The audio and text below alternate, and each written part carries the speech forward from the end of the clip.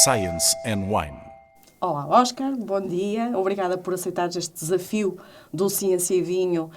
Vamos tentar aqui fazer mais um formato diferente de comunicar ciência na área do vinho, sob a forma de vídeo e áudio, para que as pessoas que assim o entenderem possam acompanhar estes nossos episódios, chamemos-lhe assim, e possam aprender um bocadinho mais sobre vinho, mas também sobre a forma como a ciência e o vinho podem caminhar juntos e fazer mais e melhor.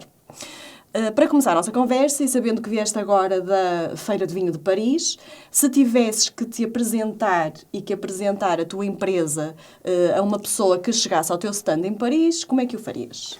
Olá, Paula, muito obrigado pelo convite. Nós identificamos muito com um pequeno produtor de vinho do Douro e Porto, que durante várias gerações foi produtor de uva e de vinho do Porto, que depois era obrigado a vender a granel aos comerciantes de Vila Nova de Gaia, que a partir de 1986, quando Portugal adere à União Europeia, passa a estar autorizado a exportar diretamente da região onde produz essas mesmas uvas, e que nesse âmbito os meus pais e os pais da Cláudia, que é enóloga da nossa empresa, passaram a produzir vinho para exportar. Ou seja, somos um produtor de vinho do Porto relativamente recente, com muita história já na experiência enquanto produtores de uva e desse mesmo vinho, mas a aprender muito na parte da comercialização e daquilo que é o marketing. Era mais ou menos assim que eu... Definiria. Sim. Então, e com esse background familiar e com esse historial, como é que o pequeno Oscar vai primeiro para a economia e só depois, muito mais tarde, é que vem para a área dos vinhos? Foi assim, não foi? Fez um percurso primeiro? Eu nunca quis trabalhar no mundo dos vinhos. Eu achava que a empresa dos meus pais era interessante, se calhar na parte da produção da uva. Eu gostava muito de andar lá nas quintas e na vinha, e até sabia podar e sabia fazer uma série de coisas que estavam muito relacionadas com a terra, com a natureza. Mas achava que o modelo eu não percebia muito do modelo do vinho, como é que funcionava o mercado de vinho. Eu comecei com 13 anos a comprar e vender ações em bolsa, com a assinatura da minha irmã, porque ela é 7 anos mais velha, portanto era ela que ia comigo ao banco para validar as operações. E era isso que eu queria fazer quando acabasse a escola, quando a Então perdeu-se um bom economista? Acho que não. Eu gostei muito daquilo que fiz. Eu trabalhei 5 anos na banca. E estive a fazer, o meu primeiro emprego foi de facto a fazer isto, no BPI em Lisboa. Foi a comprar e a vender ações e obrigações, ou seja, títulos que tinham inerentes um altíssimo risco. Mas era aquilo que eu gostava de fazer. Eu lembro-me de ficar, às vezes as operações corriam mal, porque começávamos a perder muito dinheiro muito rapidamente nas ações que comprávamos, e ficar no banco até altas horas a tentar ver se o mercado invertia, porque muitas vezes fazíamos investimentos nas bolsas dos Estados Unidos, que têm um horário mais tardio em relação à Europa. Portanto, eu vivi muito de perto aquele meu sonho de criança de ser um corretor de bolsa, e foi muito bom. E aproveitando que hoje é o Dia dos Namorados, e fazendo a pergunta desta forma, então, e o mundo do vinho é como proclamado por muitos um mundo sexy, e foi isso que te atraiu e disse, não, vou deixar as ações de risco e vou correr outros riscos? Eu acho que aquilo que me atraiu verdadeiramente foi o facto de perceber que podíamos fazer as coisas melhor dentro da família. Que não estávamos a otimizar aquilo que eram os nossos recursos, porque vendíamos, se calhar, o vinho para canais que não eram os mais interessantes em termos de margens, de rentabilidade, e faltava-nos um bocadinho mais de volume. Nós ainda precisávamos de vender um bocado de vinho a granel para conseguir escoar aquilo que era a nossa produção. E tive um amigo que me foi um bocadinho abrindo as portas, e as portas no sentido de mostrar-me aquilo que é que era o mundo do vinho fora do âmbito regional ou até eventualmente nacional, que foi o Ryan Opaz da Catavino. Uhum. Eu conheci o Ryan em 2007, quando ele começou a organizar a conferência de Wine Bloggers. A primeira foi em Logronho, na Rioja. E aquilo que eu via, de facto, era um mundo que eu não conhecia e que me fascinava. Eu, na altura, estava a trabalhar no BPI, mas na Suíça. E fui acompanhando mais perto e acho que a parte sexy é quando nós damos conta que nos apaixonamos de tal maneira pelo vinho e já não há retorno. há uma altura em que você, agora, estou aqui na Suíça, tenho uma vida boa, trabalhar num banco, uma cidade... Vou ser pobre. Pois, vou agora voltar para trás e empobrecer.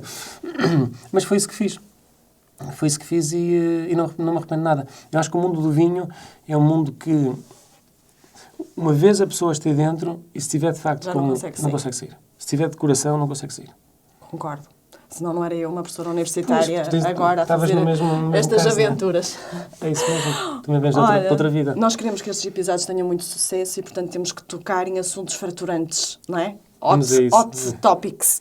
E, portanto, alterações climáticas estão na berra e o aquecimento global. E, como sabes, o Science and Wine publica semanalmente, aos domingos, um post que é baseado num artigo científico, e um dos que teve mais comentários foi precisamente um sobre o problema da falta de água, ou da eventual futura falta de água para a produção de vinho, e os comentários foram todos no sentido de que isso era um falso problema no caso da viticultura. Qual é a tua opinião sobre o assunto? É um falso problema? É algo com que vocês se devem preocupar? Na minha pouca experiência destes últimos 10 anos, não é, de facto, de todo um falso problema. Ou seja, nós vemos resultados evidentes de videiras que, se tiverem um nível de umidade no solo e de rega superior àquilo que cai da chuva, produzem melhores uvas e produz-se melhor vinho. E aquela frase também já conhecida de que a videira é daquelas plantas que gosta de sofrer para produzir... Videira, sim, mas o problema é que o nível que nós temos, o nível de sofrimento no Douro é um nível extremo. Portanto, já não é uma questão de vamos fazê-lo sofrer um bocadinho. Nós não temos o problema que tem, se calhar, regiões que têm 2 ou 3 vezes mais pluviosidade que tem o Douro. O Porto terá 3 vezes mais pluviosidade que tem o Douro. Ou seja, o vinho verde, se calhar, é bom sofrer para produzir melhores vinhos. Agora, há um limite para fazer a videira sofrer. E há regiões no Douro que eu estou seguro em que já estamos para lá desse limite. Portanto, a rega vai nos ajudar a melhorar o vinho. Não em todo o Douro, até porque o Douro é tremendamente heterogéneo, felizmente, mas há sítios onde é fundamental vai ter que ajudar haver essa diferenciação também de acordo com a região vitivinícola que estaremos a Eu acho que falar. Ali falamos quase aos 100 metros de distância. Há sítios onde se calhar, 100 metros pode ser um exagero, mas 500 metros faz uma diferença enorme. E outra questão também que foi abordada num destes tópicos e que até foi o tema de um dos Wine Science Cafés que nós também produzimos, que fomos ao Douro falar da problemática da falta de mão de obra nas vindimas, e nesse programa falou-se muito da mecanização do Douro, da dificuldade que é pela sua geografia, mas também por ser parte património mundial, e também não vamos mecanizar uma paisagem que é património mundial. Como é que tu vês esta possibilidade ou não? Se achas que é necessária ou não essa mecanização, e no caso de ser, como é que tu vês que isso pode evoluir? Há uns 150 anos atrás, a economia dos Estados Unidos tinha cerca de 1/3 da população no setor agrícola. Hoje em dia tem menos de 2%. No entanto, durante estes 150 anos, o rendimento agrícola per capita aumentou. Ou seja, eles conseguiram produzir mais com muitíssimo menos gente. Ou seja, mecanizaram a agricultura. O Douro precisa de se mecanizar e já se tem vindo a mecanizar. O que eu acho é que ainda há... É uma região bastante diferente das outras todas, da maior parte das regiões vitivinícolas que produzem vinho, e que fica um bocadinho de fora enquanto região de novos avanços na mecanização pela própria condição do terreno.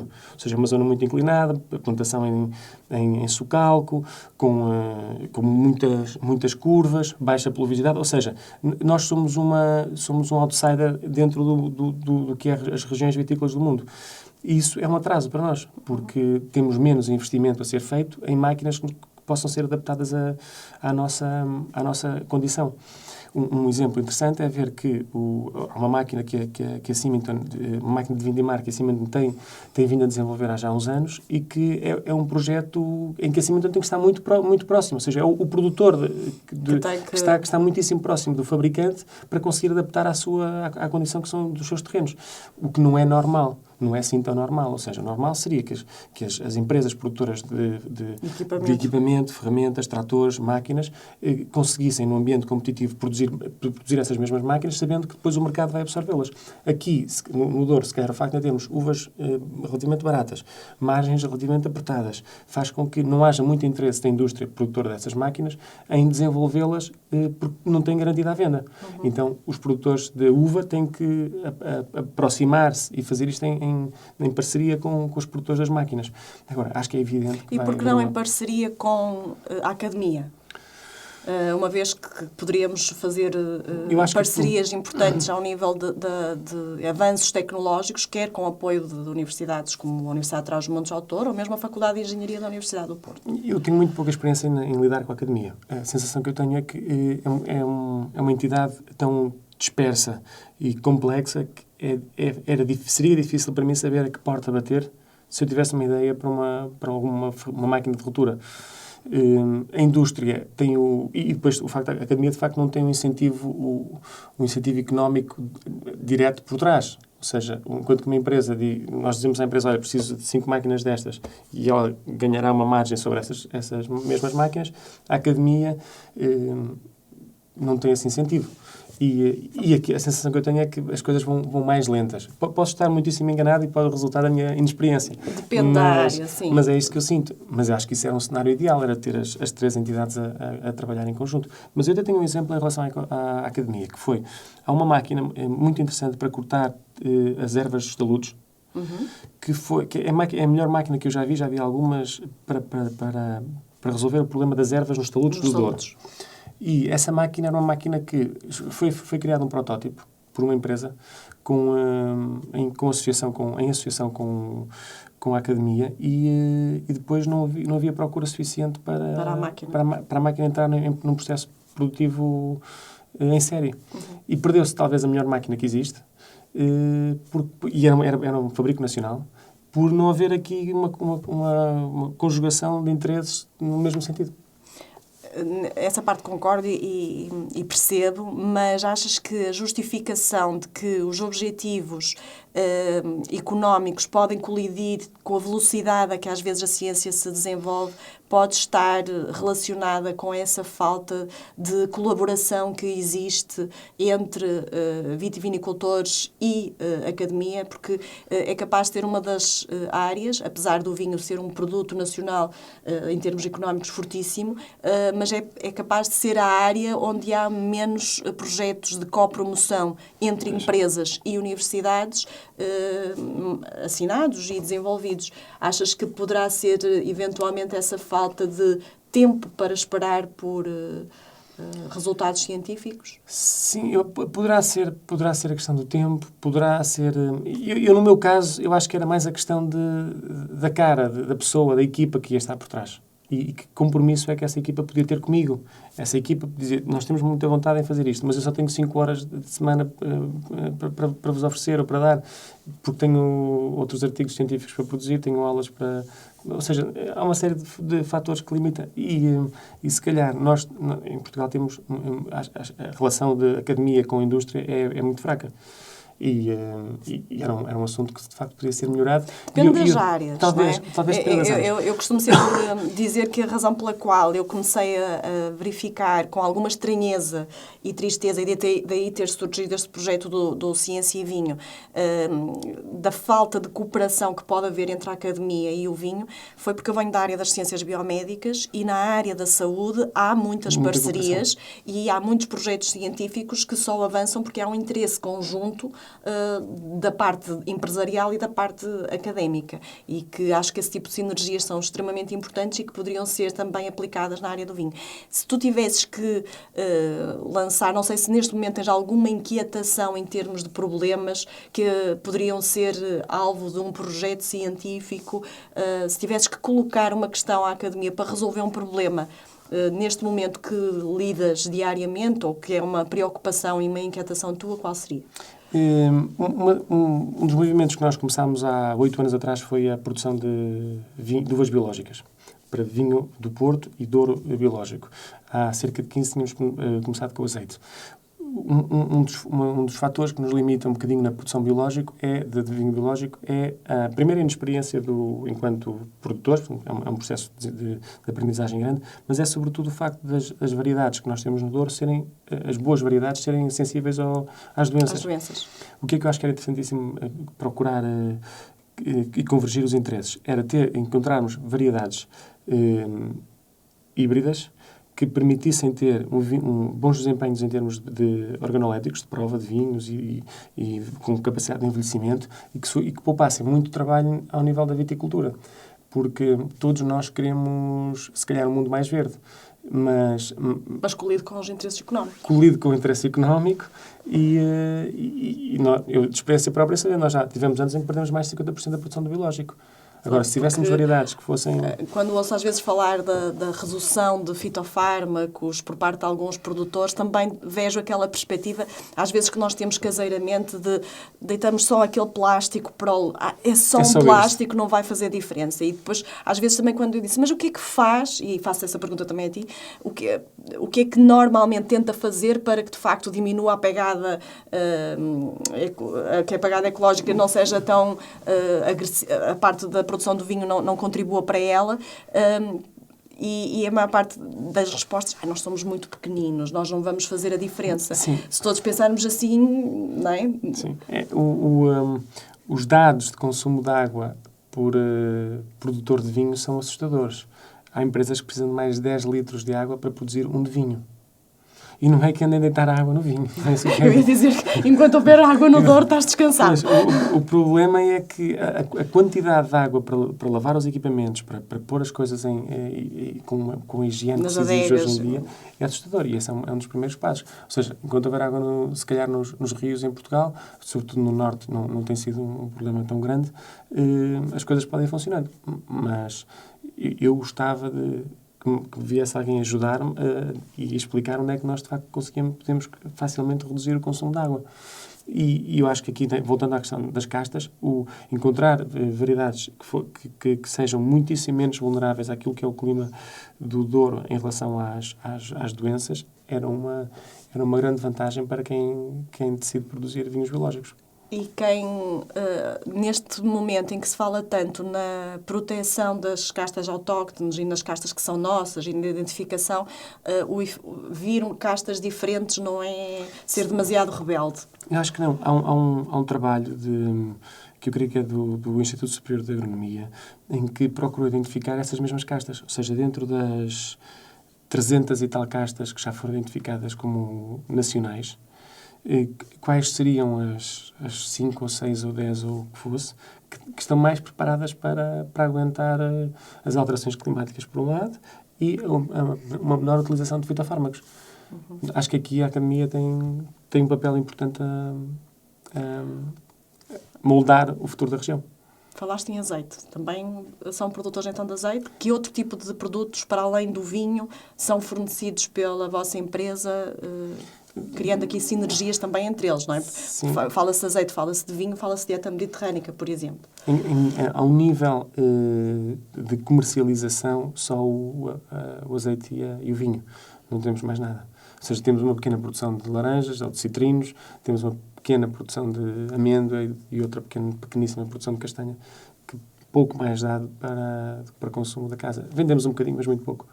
Serviços em termos de turismo não têm? Estão planeados? Sim, os serviços em termos de turismo que temos são, há já vários anos, a nossa adega no Douro está aberta a turismo, e depois há uns 7 ou 8 anos atrás tivemos uma cava em Gaia com quem tínhamos um acordo com o proprietário que na semana passada compramos. Uhum. Portanto, vamos ter um espaço aqui em Gaia onde vamos permitir estar mais próximos dos turistas e de quem no mundo profissional do vinho tem possibilidade de vir ao Porto, mas não tem tempo de ir até ao Douro. Portanto, o turismo é um assunto que também nos interessa e que achamos importante no fundo, para dar mais força à marca e mais visibilidade. Muito bem. Normalmente eu andei a fazer uma pesquisa exaustiva relativa ao sucesso que estes formatos de vídeo e áudio podem ter no público. Muito Nós bem. queremos muitos seguidores e temos que ter um chavão, não é? Assim, tipo uma marca. E então eu vou plagiar deliberadamente um chavão e para terminar este programa, que eu espero que seja o primeiro de muitos, vou querer saber o que é que dizem os teus vinhos. O que é que dizem os meus vinhos? Bem, a marca, ou a família Quevedo acho que é uma família que está bem com os amigos, que gosta de estar com pessoas. Eu sou testemunha. e que é...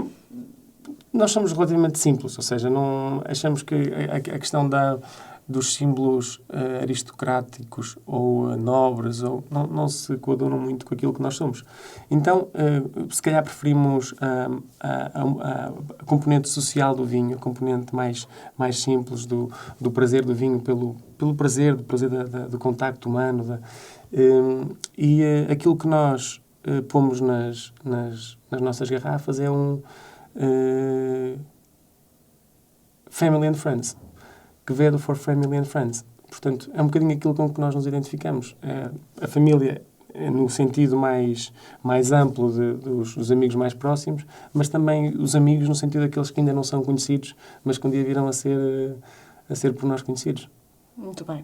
Eu espero que este nosso primeiro episódio sirva de estímulo para duas coisas. Primeiro, para dar a conhecer os nossos produtores e as inquietações científicas que podem ter e que podem precisar da ajuda da Academia. Espero daqui a um tempo estar orgulhosamente a dizer aquele projeto entre o grupo X da universidade e a empresa aconteceu após uma conversa que ouviram e que gostaram e que seguiram.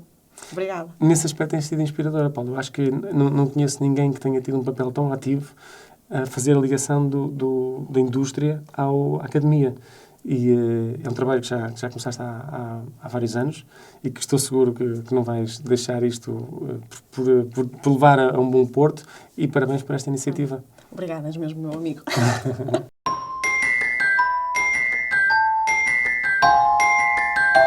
Science and Wine.